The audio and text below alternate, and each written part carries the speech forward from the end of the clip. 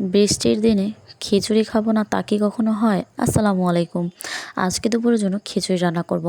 এখানে 3 পদের ডাল নিয়ে নিলাম। মসুরির ডাল, মুগ ডাল, বুটের ডাল। ডালগুলো আমি আগে থেকেই ভিজিয়ে রেখেছি। চালটাও ধুয়ে পরিষ্কার করে নিলাম। তারপরে পানি ঝরার জন্য রেখে দিছি।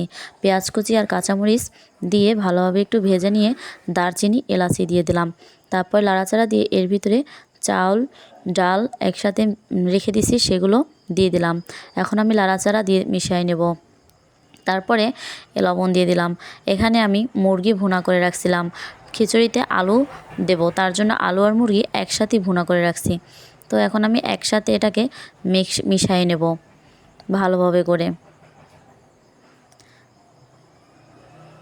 দেখুন মিশানো আমার প্রায় শেষ হয়ে গেছে আর ভাজা হয়ে গেছে। এর ভিতরে আমি পানি দিয়ে দেব আর আস্ত কাঁচামরিচ দিয়ে দিছি। এখন একটু লাড়া দিয়ে দেব। আর খিচুড়ির সাথে ভর্তা খাবো, তার জন্য দেশি কাঁচামরিচ, রসুন আর লবণ তা দিয়ে ভর্তা বানিয়ে নিলাম। ভর্তা দিয়ে খিচুড়ি খেতে অনেক মজা লাগে।